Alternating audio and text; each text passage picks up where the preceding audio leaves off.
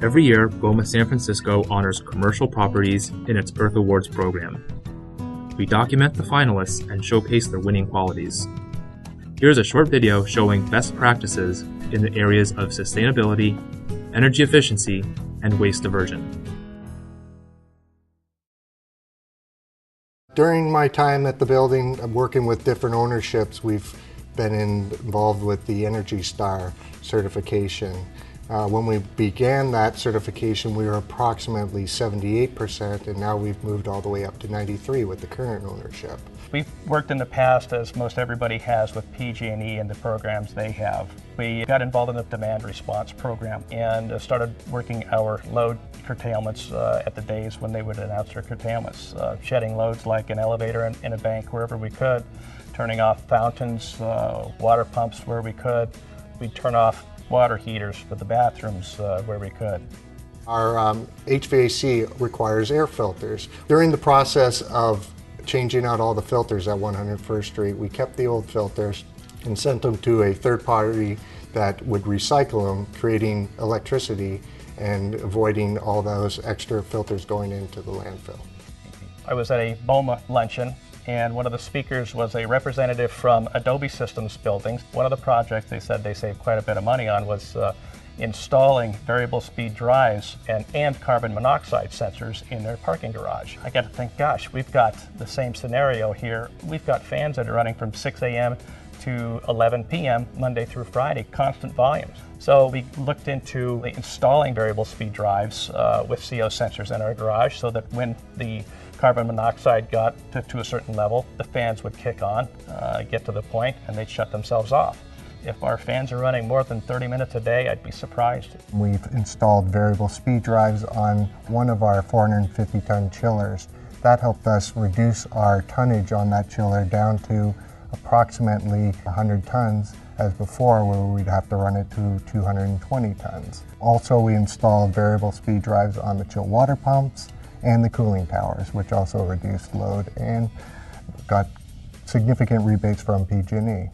Management has been supportive, as well as staff and the janitors. And also, of course, it really helps to have an owner that is really pushing and backing you on the project that you bring to the table.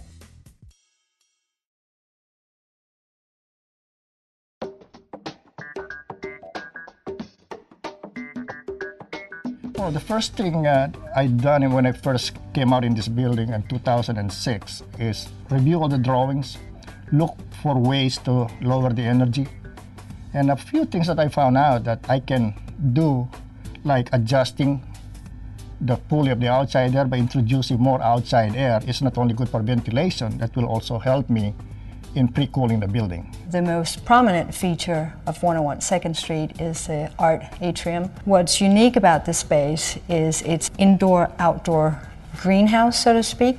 During the summertime, we're able to open up all the windows along the 2nd Street side of the building, and it really becomes a really nice space. We don't condition it because there's enough outside air coming into the building there. We've also got a rideshare program that we've posted on our website, and we've got bicycle parking to encourage tenants to ride their bikes or walk to work, and zip cars as well. I've been in our garage for quite some time and get quite a bit of use. At 101 2nd Street, we have a waterless car wash in the building. It uses little to no water, some chemicals, and there's no drip left in the parking garage.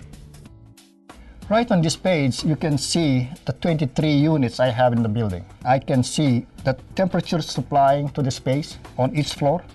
We install water meter in the cooling tower that we monitor the makeup water to the cooling tower, and also a bleed to maintain the total dissolved solids of the system, to make the system clean, at the same time save money. Tenant education is a big part of what we do here. Without the tenants' participation, we really wouldn't be doing that well, so that's really important to us. Each company or floor has a green team per se, and we work closely with them in relations to sustainability, purchasing, and ways that they can really better themselves as a company and the building as a whole. We do a lot of tenant events where we invite the entire building down to be educated on what we're doing and how we're moving forward. I'm proud about in this building that we accomplish all these things, I mean, at low cost and at the same time surrounded by good people, basically from management all the way down to the janitorial. I mean, everybody is cooperating to achieve a certain goal.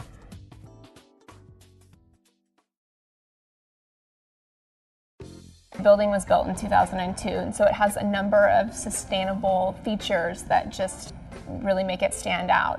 There's a HVAC system here is a raised floor system. It's higher temperatures and lower pressures, which is a more efficient way of running equipment. We don't run a boiler here in the facility. Electric reheats, which are just on demand use only.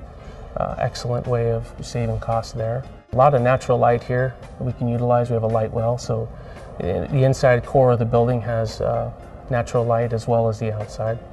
In 2008, we did a comprehensive retro commissioning study in a partnership with PG&E. In 2009, we implemented 100% of the measures that were recommended in the retro commissioning study. That project cost us $80,000. We received $15,000 in rebates and incentives from PG&E.